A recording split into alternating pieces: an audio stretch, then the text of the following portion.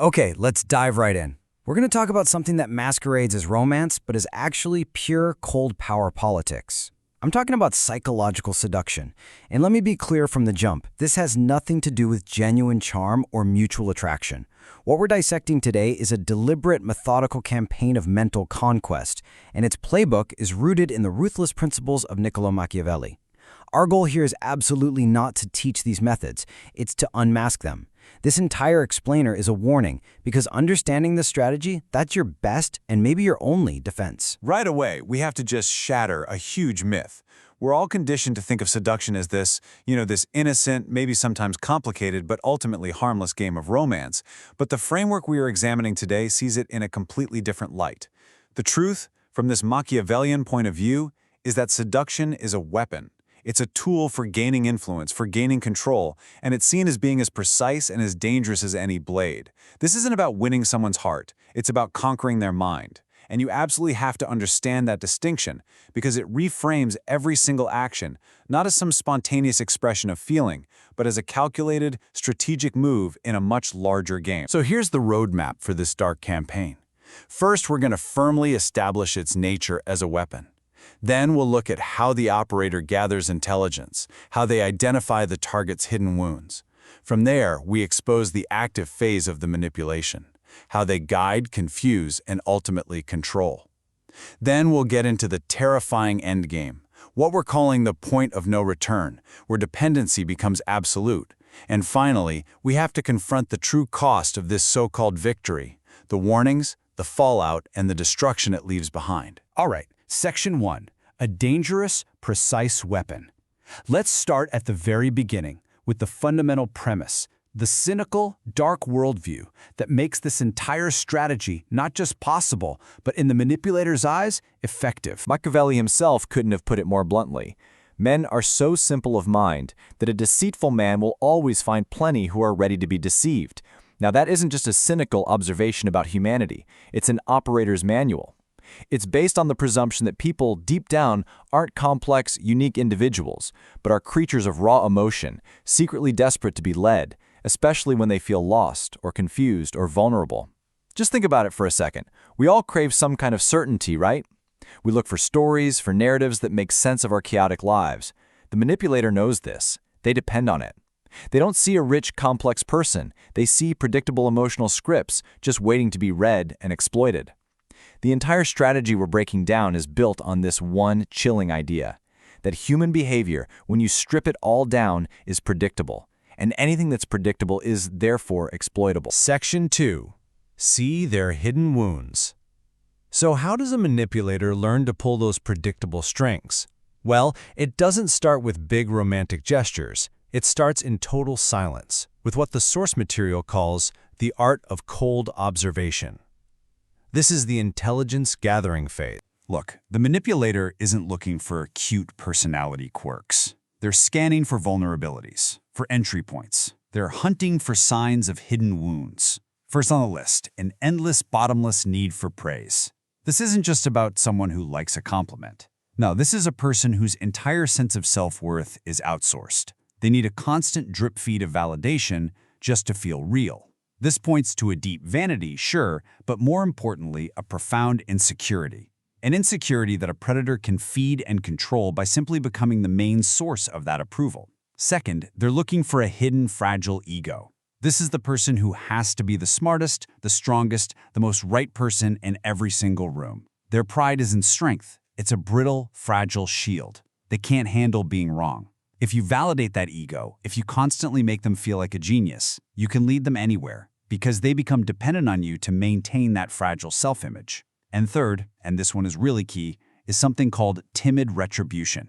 This is a person with a paralyzing fear of rejection, of loss. They completely crumble at the smallest sign of disapproval. This reveals a deep-seated fear of abandonment, a wound that a manipulator can expertly leverage by first promising total safety and acceptance, and then later threatening to take it all away. So once these wounds are located, the strategy is just chilling. It's to use empathy like a scalpel. Think about that metaphor. It's so powerful and so disturbing. Empathy, this thing we associate with kindness, with connection, with healing, it gets weaponized. The manipulator doesn't just listen sympathetically. They perform a kind of psychic mimicry. They will mirror the target's exact language, their deepest fears, their most secret desires, and they reflect it all back to them so perfectly, so flawlessly, that the target has this profound thought, finally someone who gets me, someone who sees the real me. But it's not real. It isn't genuine understanding. It is a meticulous, cold-blooded performance of connection. It's an illusion designed from the ground up to bypass all your critical thinking and capture your complete and total trust. Section 3.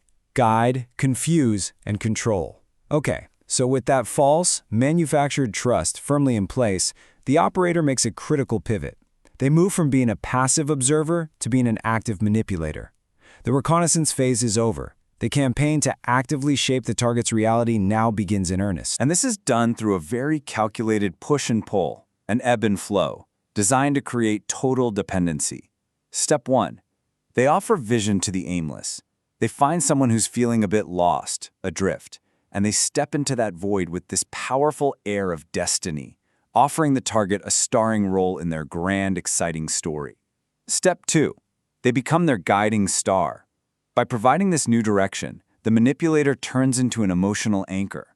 The target starts to build their entire world, their choices, their hopes, their very identity around this powerful new figure. But, just as a feeling of safety and security sets in, the strategy flips. Step 3. They wield mystery like a blade. See, predictability builds comfort, but mystery builds obsession. So the manipulator becomes intentionally enigmatic. They pull away. They give cryptic answers. They create confusion where there was once clarity. And this withdrawal leads directly to the final, crucial step, keeping the target guessing and completely obsessed. This cycle of warmth and coldness, of presence and absence, it creates this powerful, addictive loop. The target becomes consumed with just trying to figure them out.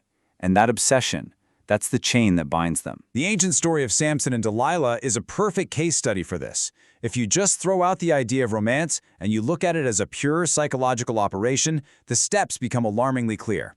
First, the mission. Delilah is hired, she is paid. She has a clear strategic objective from the start. Her motive isn't love, it's profit. Second, the method. She doesn't use physical force. She uses persistent, relentless psychological pressure. She nags him, she questions his love, she wears down his emotional defenses day after day after day. This leads to stage 3, the confession. The text literally says his soul was vexed to death, and under that unbearable duress, he finally cracks. He reveals his core vulnerability, his greatest secret. And finally, the strike. The second that weakness is known, it is exploited, swiftly, mercilessly, and completely. The hero is felled. The critical takeaway here is that Delilah's power wasn't her beauty or her charm. It was psychological warfare. She located the deepest point of vulnerability and used it as a lever to bring down a man who seemed completely invincible. Section 4, the point of no return.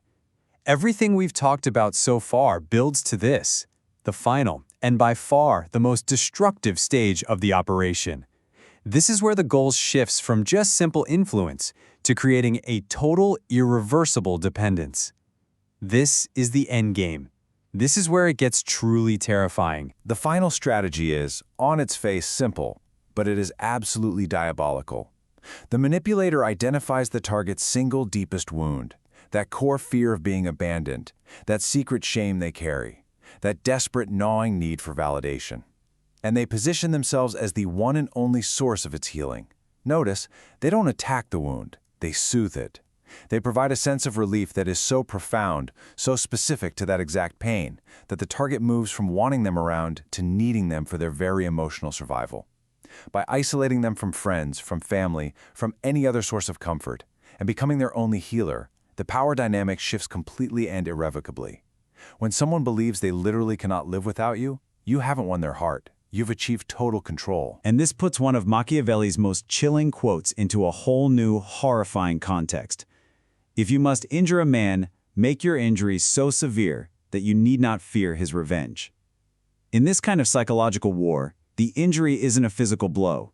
The injury is the creation of a dependency so absolute, a need so profound, that your absence becomes an unbearable, soul-crushing void. The target's will to leave, their will to even fight back, it's completely neutralized. Not by fear of what you'll do to them, but by the sheer terror of losing the only medicine they believe can soothe their pain. They aren't trapped by walls or chains, they're trapped by their own engineered needs. Section 5. The true cost of victory. So, after walking through this dark methodology, we have to turn to the most critical part of this entire explainer, the aftermath. Because the source material is crystal clear on this point. This is not a path to some stable, happy victory. It is a path to ruin for everyone involved.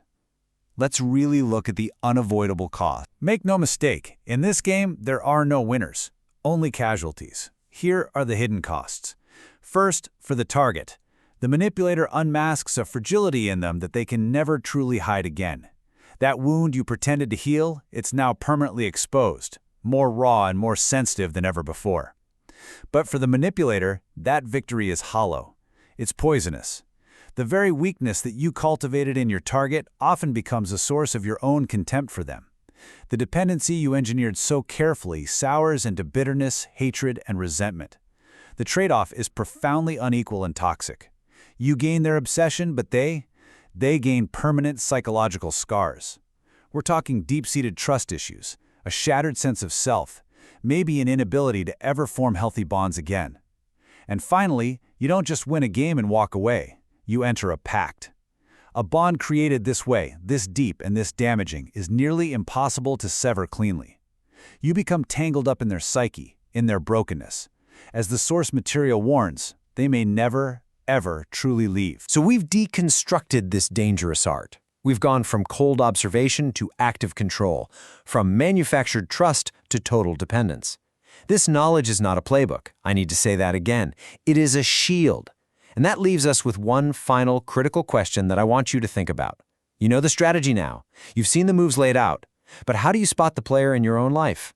How do you tell the difference between a genuine connection and a calculated mirroring? How do you recognize when someone is soothing your insecurities not out of kindness, but for leverage? Because recognizing the game is the only way you can refuse to play.